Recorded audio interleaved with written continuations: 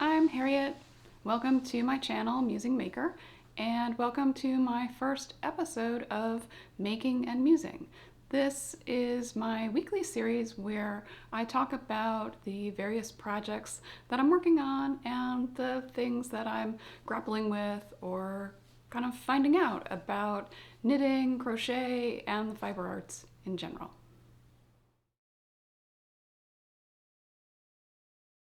So the priority for the month of February for me has been participating in the Knitting Guild Association's first ever knit along. We're working on a cardigan pattern by a designer named Jennifer Kent, and it's a pick your own pattern in the sense that you can make this cardigan pattern with either a lace motif or a cable motif.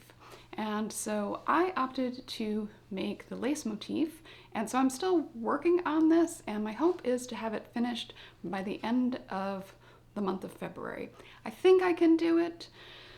I started off very strong, got a lot done, and then, once you kind of get familiar with the lace motif pattern, you kind of keep cruising along, and now I'm into the home stretch of it, and so I don't have that much more to go, but I definitely have slowed down from where I was when I first started working on it. So let me show you what this looks like, and I'm going to show you on a sleeve because this is actually a partially pieced cardigan. It does involve seaming, and specifically you seam the sleeves to the body, and then you're going to have to seam the sides. And the cardigan itself, right, you knit the fronts, each of the fronts in separate pieces, and then you join them together and knit up and over the back and down the back of the garment. So that's why I describe it as, partially seamed, right? That you don't have to do shoulder seams on it, but you do have to do side and sleeve seams. And so this is the pattern.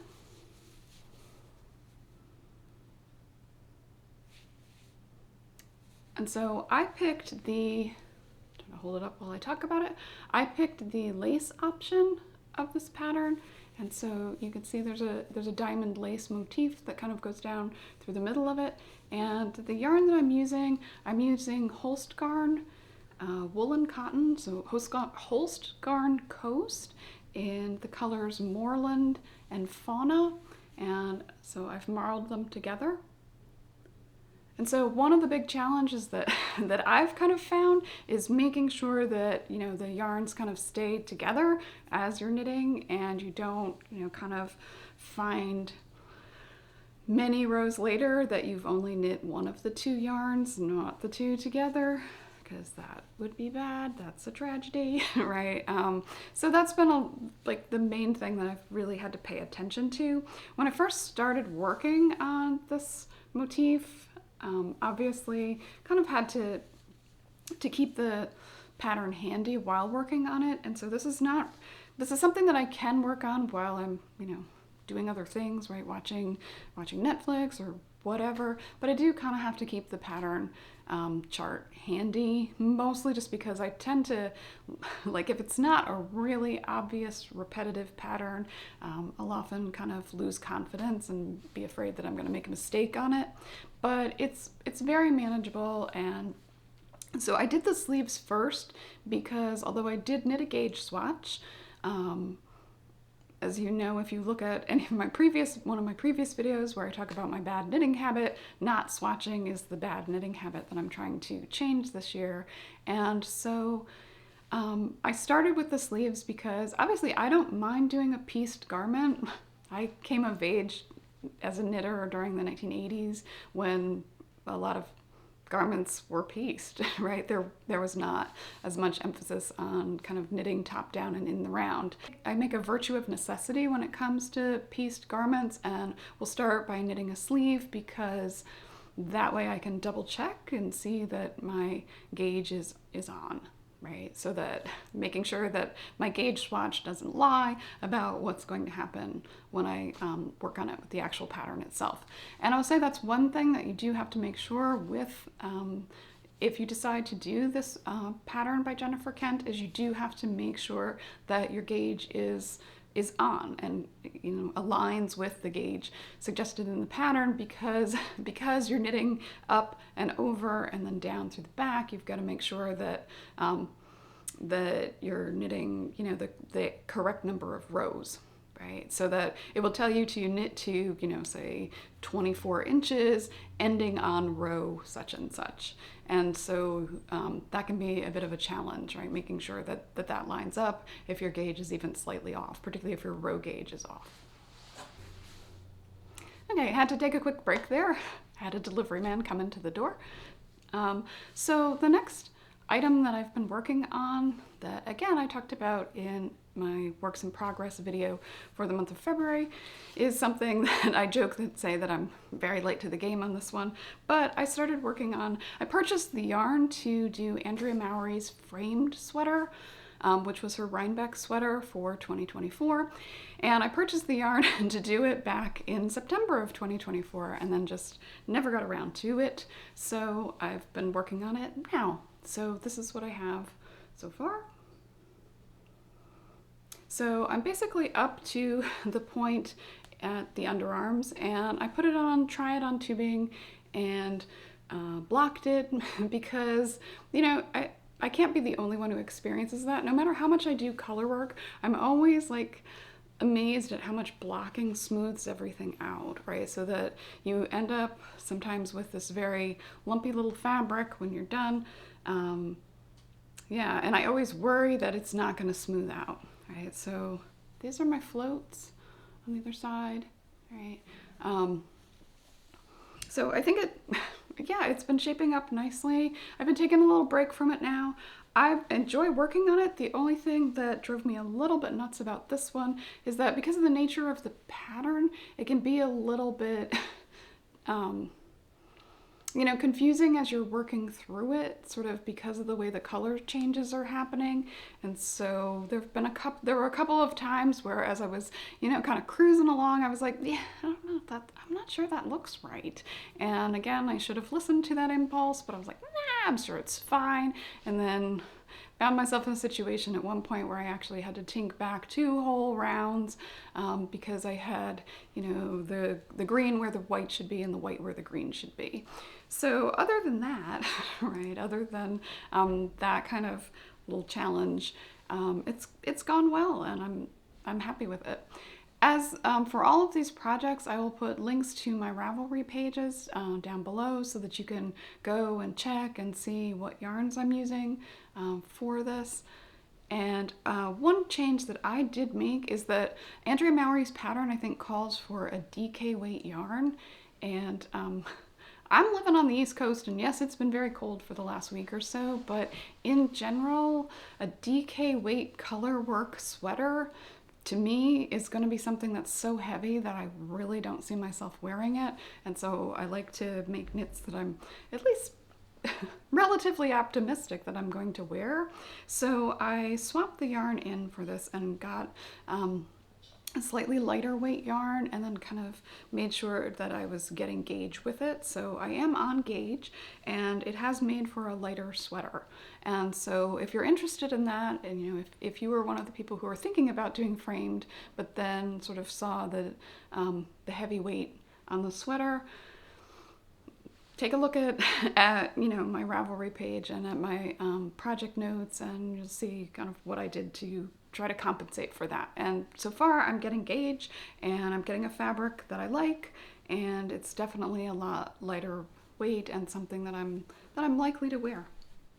Okay, so one of the other things that I decided to do, I had a recipe that used several avocados, and so I've done a little bit of natural dyeing, and I decided that since I had 3 avocado skins and 3 avocado pits, I would do natural dye a skein of sock yarn.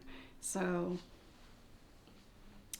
this was the result of that, right? So this was just a natural sock yarn that I have, and I just kind of wound off. I have a cone of it, wound off about roughly 100 grams. I think this is about 80 grams of it, and then just dyed it. And since I had been doing some natural dyeing before that, I discovered this happy coincidence when I decided, oh, I'll just do one skein and I'll put it in with my other skeins of natural dye.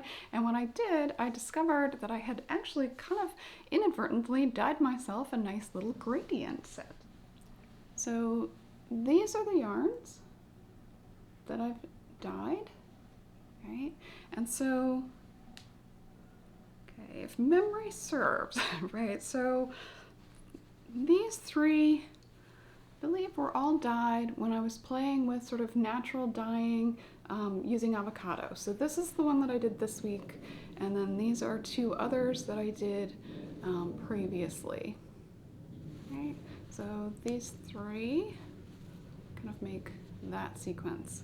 And then these other two more orange or rust colored yarns, I had some madder, M-A-D-D-E-R, and this was the first dye bath that I did it in, and then I did this dye bath using the exhaust from that, and so I've got these two. And so I'm kind of pleasantly surprised because I think that they make a kind of gradient. Right? I'm not totally sure what I'm going to do with them. Thinking maybe socks. Yeah, thinking maybe a pair of gradient socks at some point. I'll keep you posted on that one. But yeah, that was sort of a pleasant surprise for me. In the category of pleasant surprises, I also do some spinning. Right? I have a Kromsky, I think it's a Symphony. I think that's right. And I also have a Lendrum, and the Lendrum is a portable one. And so I try to spin a little bit every day. I first started spinning in 2022. Recently, this was the yarn that I spun up.